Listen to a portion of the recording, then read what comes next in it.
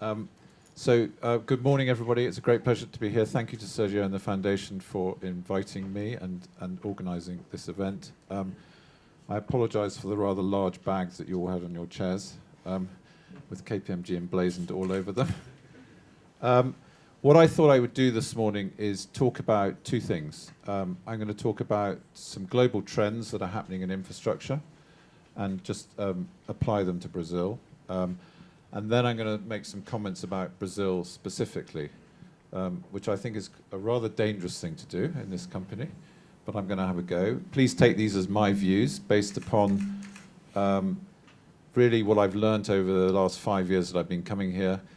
And I have to say I've been here a week for this whole week, and my views have been changing every day. So this is today's version. Back and forth. Yeah, back and forth. Anyway, some global trends. Within your bag, there is a document called Foresight Emerging Trends, which is in Portuguese. We do this at the beginning of every year. I'm just going to draw on some of those themes today. The first trend is geopolitical and macroeconomic chaos around the world. I don't have to explain that to anyone here, but Brazil is a good example of that. There are two consequences of this chaotic world that we live in. Firstly, that the world order in infrastructure is changing. This has been a market that's been dominated by the Western economies, particularly Australia, UK, Western Europe, Canada. But what we're seeing now is that some major countries around the world are taking advantage of some of the chaos and are making big power plays. And there's no bigger example of that than the Chinese. So the Chinese have recently set up the Asian Infrastructure Investment Bank, capitalized at $100 billion. And that is a direct poke in the eye to the World Bank, which they feel is US dominated. Also, you may have heard the One Belt, One Road, which winds its way from China pretty much to every country. It has a fairly generous view of the old trade routes. But these are power plays, and what we're seeing is that the center of gravity for the infrastructure market is shifting east. So it's not just the Chinese, it's the Koreans, the Japanese. The second consequence is that the risk profile of infrastructure is going up. So whether it's GDP volatility, whether it's political risk, whether it's currency volatility, there is a greater risk profile to most infrastructure projects in the world. What is surprising is that investors are not pricing that risk at the moment. In fact, quite the opposite. We have never seen such high prices being paid for infrastructure assets than is currently the case. And that is simply a question of supply of investment into the infrastructure sector being greater than demand. So that brings me to my second trend, which is there is a big globalization of the infrastructure investor and developer market. Oh, thank you. Help if I looked at my slides. Thank you. Thank you, Mauricio. So there is a globalization of the investor market, and we are seeing new investors emerge from literally every corner of the earth, which is great if you are looking to build infrastructure. So from a Brazil point of view, that is extremely positive. And as I've said, this is a good time to be selling assets. Privatizations or asset sales or concessions, there has really never been a better time. The third trend is number 3, and this is cryptic. What this trend is about the different roles of the public sector, governments, and the private sector. If you think about the infrastructure market that we live in today, the role of the private sector is very, very significant. Compared to 30 years ago, 25 years ago, where all infrastructure around the world was owned, operated, and managed by governments. But in the last 30 years, we've seen privatizations, we've seen PPPs, and gradually the influence of the private sector has grown. But the point I want to make is that it is governments that have to drive infrastructure planning. It's governments that have to make the decisions on infrastructure planning. And the reason for that is Because for a government, when you invest in infrastructure, yes, you get some revenue associated with the particular project. Yes, you get road tolls. Yes, you get fare box. Yes, you get electricity charges. But from a government's perspective, you also get wider economic regeneration. So the benefits to government are significantly greater than the private sector. And if you pass this responsibility for the private sector, they will make decisions on what to invest in based upon their return to their investment. Whereas from a government point of view, there's a much wider economic benefit. A good example of this is, for anyone who's been to London, is airport capacity around London. The airports are privatized. The airports are pretty much at full capacity, 98, 99%. If you're a private sector owner of that airport, you're quite happy. You don't need to build a new runway. But from a government's point of view, the economy of the South East is stagnating. They have to build that runway. So the government is the one who has to drive that decision-making process. I will return to this point at the end. Fourth trend is technology. I was talking to my friend Ernesto about this beforehand, and he said, please stress this point. We are in a world in infrastructure where there is a technology revolution taking place. If you think about what this has done to telecoms, telephony around the world, this and the associated technology has put telephony in the hands of pretty much every citizen of the world. India, Africa, both developing economies and developed economies. It has changed the way telephone companies work. No more fixed line telephony. It's all about mobiles, satellite, or whatever. That revolution, in my view, is going to come to all the other infrastructure sectors in a way that it has not in the last 20 years. So we are going to see a change in the energy market. We're going to see solar and storage transforming the way people receive power into their businesses or their houses. We're going to see new kinds of trains. I haven't got time to talk about Hyperloop, but Google Hyperloop, and you will see a train that has the ability to go at 1,000 kilometers an hour and reduce the travel time, say, from Abu Dhabi to Dubai to 12 minutes. We'll transform high-speed rail, we'll transform some freight operations as well. And then think about what autonomous vehicles is going to do to transport within a city. These are revolutions, and this is going to change the infrastructure that we build. It's going to make infrastructure planning much, much harder, and we need to think about what this new infrastructure is going to be, and, to be honest, hesitate before making very, very long-term investment decisions. But also, just think about the way technology is going to impact the way we operate infrastructure. Technology will reduce the cost of maintaining, managing infrastructure over the next 10 years dramatically. It will reduce the numbers of people that we need. And I suppose my simple point is that in this new infrastructure program that Brazil is going to push forward, technology and the way you use technology, the way you embrace technology is going to be a very, very important part of what you build and then how you operate and maintain it. And then the last two trends I'll just touch on very, very briefly, and the first one is funding, and it's a very, very simple point. Everyone wants to build infrastructure around the world, and no one's got enough money to do it. And so a large part of our business is certainly talking to people about new ways to raise money to pay for infrastructure. I'm not talking about finance, I'm talking about funding.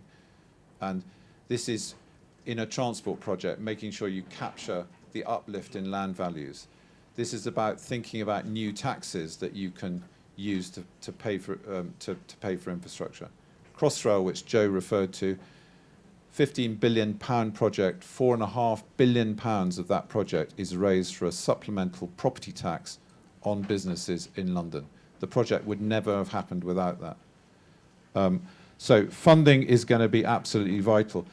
And connected with funding and connected with technology, the next big thing to hit us is going to be demand management and capacity enhancement. So how do we make more use of our existing infrastructure? And technology will enable us to use assets at a much higher capacity. I mean, the easiest example is signalling. New signalling systems increase the capacity of railway lines by 40%. But if you think about if data on people movements around cities is used properly, then you can considerably enhance the use. So when we produce this document next year, demand management and capacity enhancement will be one of our new trends. So Brazil. Brazil is at a tipping point. I think everyone in this room knows the history. I mean, the market I would describe of Brazil is of steady investment. I think everyone would accept that the investment levels historically have been lower than the pipelines that were published. It has been a difficult last 2 years, obviously with Lava Jato, and I think that has changed particularly the domestic supply market completely, both from a finance point of view and a developer point of view. And when you talk about bringing international investors in, I think we have to accept that particularly in the transport market, less so in power, but still largely across the board, this has been a closed market.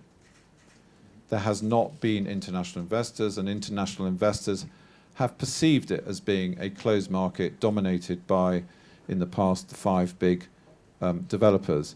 And it's also been a market where BNDES have lent 100% of the debt on infrastructure. So very closed domestic market. And I think it's also true to say, and my experience over the last 5 years, is there has been a reluctance to introduce market reforms that will encourage international investment. However, I think I am halfway between cautiously optimistic and optimistic at the end of the week. And I think there is a lot of positive things happening, and certainly from our point of view, we are going to invest heavily in our capability in the Brazil market off the back of that optimism. My causes for optimism are a pipeline, which I'm sure Marcelo will talk about in some detail, the 34 projects. If you look at that list of projects, they are all in sectors where there are established international markets for investment and development. So roads, railways, airports, ports, power, wastewater. Secondly, there are a series of market reforms. I don't think those market reforms are enough in my personal view. I'll come back to that. But whether it's well put together business cases, whether it's longer tender periods, whether it's the pre-clearing of environmental licenses, whether it's contracts in English, whether it's less unsolicited bids. I mean, just pause on that one. Unsolicited bids are a nightmare for any international developer. They don't understand them, and they think it's not a level playing field. So that has been one of the major barriers to international investment. But I think all these have been barriers to international investment, and I think these reforms are extremely welcome. On the finance side, on the positive, there is a new finance facility provided by BNDES, Banco de Brasilia, and Caixa, and that will certainly help. When I come on to challenges, I will say that the problem with that finance facility is it is insufficient to finance all the projects in the pipeline at a federal and a state level. And so there is, in my view, a gap. And I think the other point about the financing market is, the big question is, when will interest rates come down to an affordable rate for investing in infrastructure? I mean, it's, you know, I come from, I live in the UK. Interest rates have been 1% or less in the UK for 10 years, as there have been in many Western economies. And you come to Brazil, and it's a very, very different market. And the dynamics of a high interest rate market are very, very different to a low interest rate market.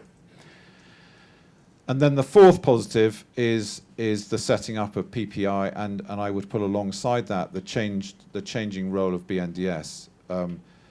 I say this as someone who ran the infrastructure unit in the UK for 10 years.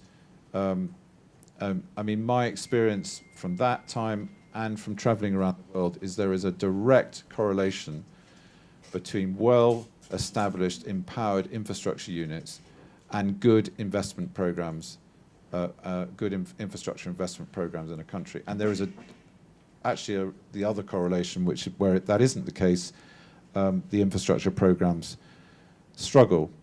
And for me, this is the first time in Brazil we have seen a substantial unit sitting in the center that's not going to do everything. It's going to manage and coordinate and hopefully drive. It's got a senior minister in charge. The senior minister reports directly to the president. So this is an empowered organization that will sit in the middle and drive this program. And also, not just flattering Marcelo because he's sitting next to me, it has got some very good people in it, and that is also absolutely vital. So those are my sort of positive, my reasons to be positive. I think there are some challenges, and before I go into the challenges, I think the first thing we should recognise is this is very, very early days of this new regime, this new administration, these new market reforms. So it is unfair to sort of expect everything to have been done in the first 3 months. But my challenges are, it would help if I use my slides. Let's go on to that.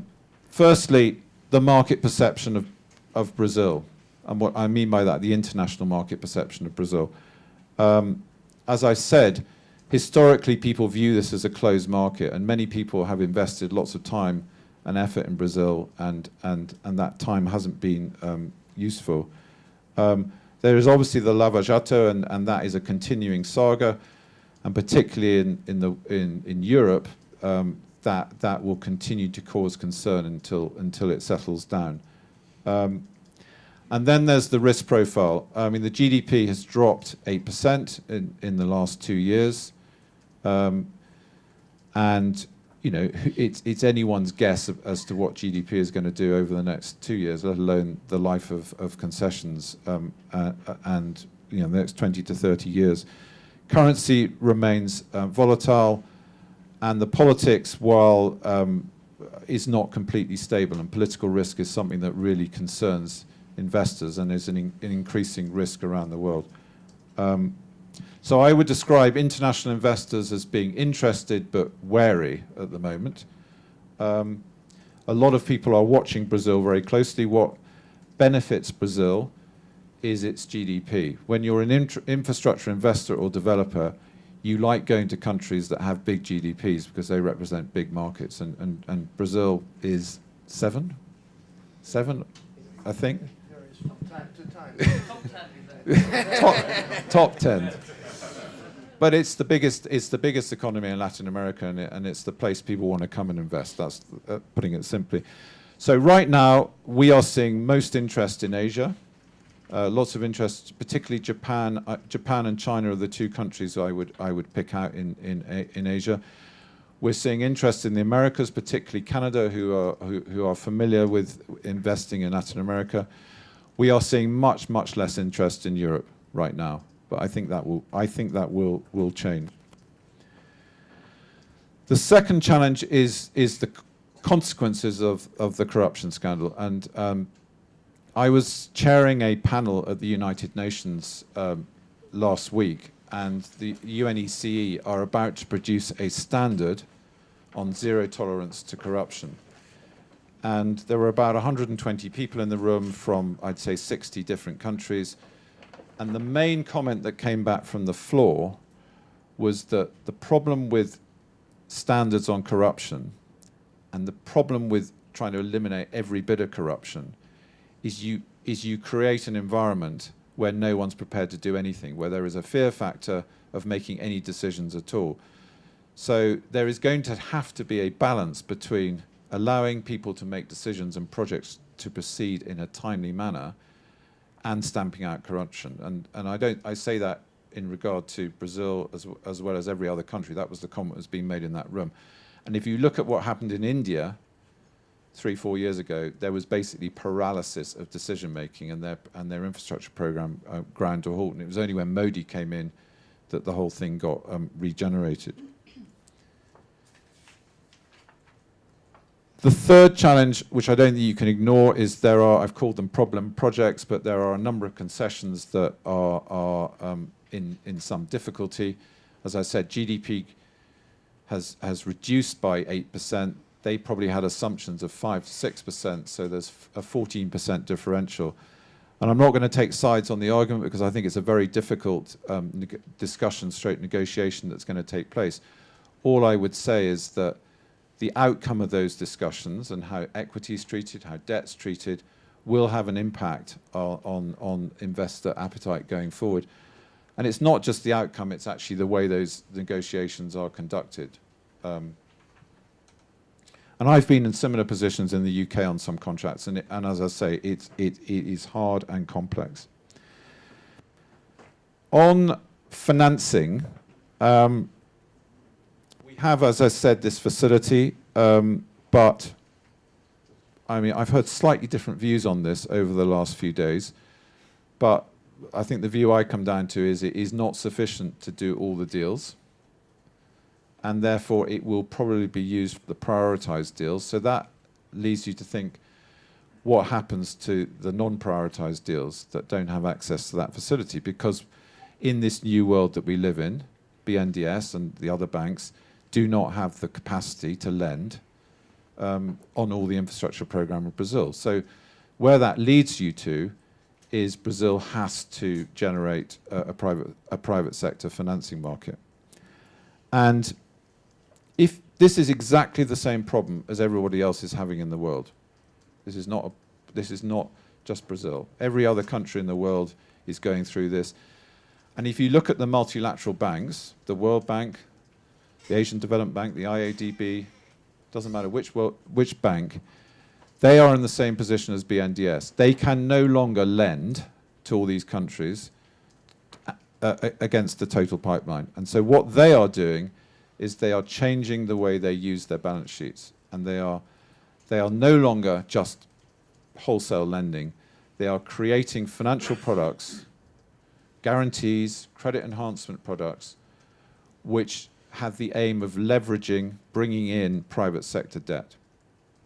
So if you look at the Juncker plan in Europe, European Commission have put 16 billion euros into the EIB with a specific objective of raising 15 times as much private sector debt.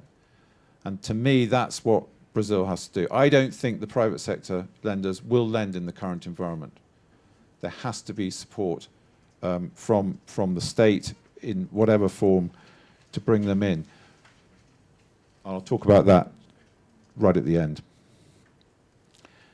Number 5 is what I call the local supply market. What I mean by that is the developer-contractor market in Brazil.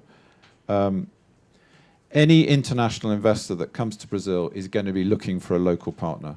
That is just what they do, other than those who have established businesses here. But given, as I said, this has been a closed market generally, not many people have experience, so they will be looking for a partner. And finding that partner right now is difficult and very complicated.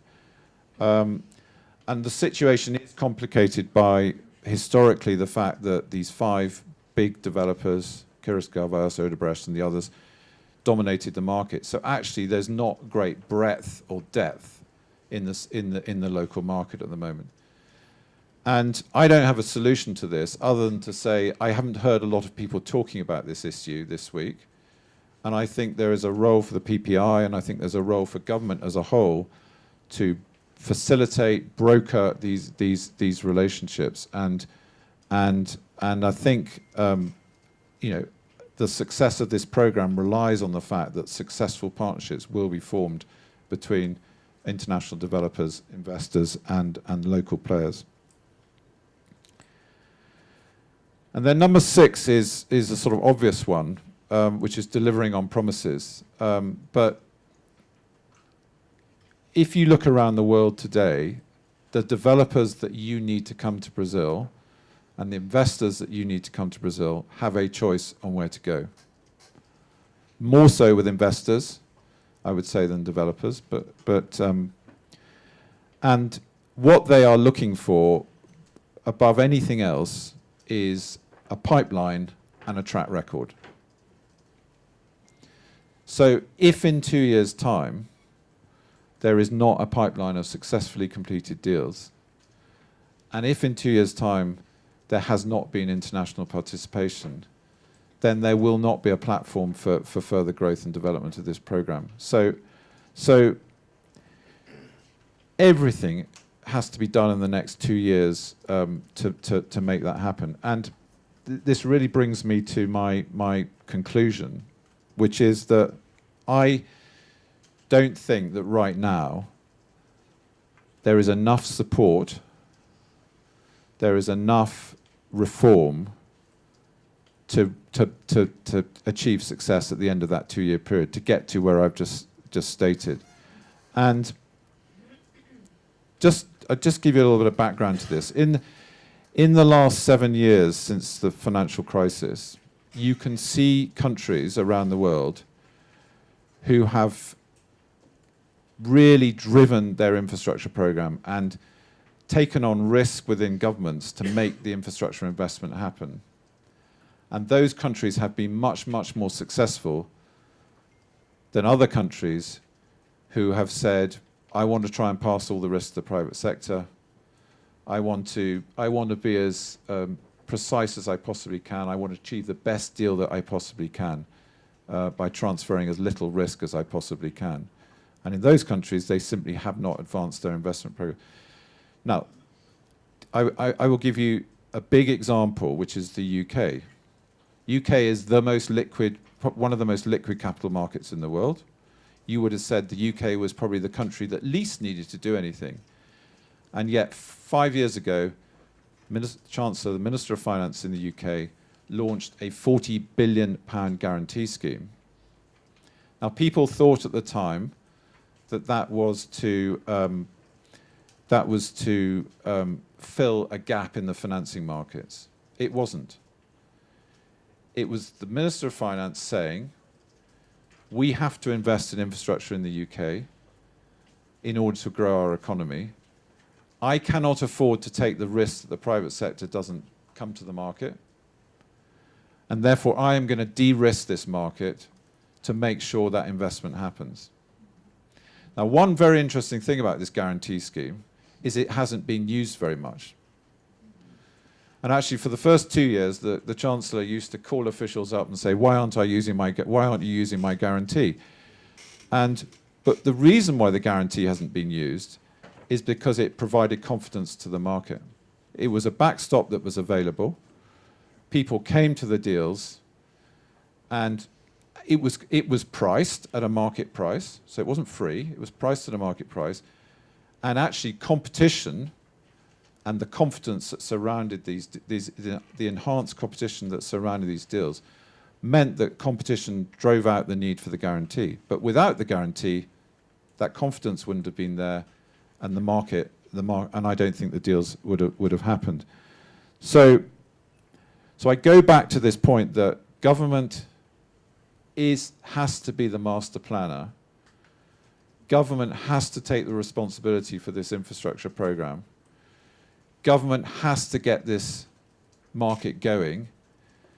And in my view, you have to overcompensate. You have to take more risk than you perhaps think is absolutely necessary, because the risk of not doing that is deals don't happen and the economy doesn't grow and the wider benefits don't happen. And the simple point is, if you take that additional risk, the return for doing that will accrue not just through the revenues that arrive from the infrastructure projects, but the return will come from the wider economic benefits of the country. So I just conclude by saying I absolutely welcome everything that's been done. I think, as I said, it's early days, but my instinct is that more reform is necessary, more support from the government in whatever guise you want to do, whether it's guarantees, currency hedges, is necessary to bring international investors to this market, have a brilliant first 2 years, and then that will be the platform to build off. And after those 2 years, or after that first 3 years, actually, you will be able to withdraw from that support because the market will be going, there'll be a track record. Thank you very much.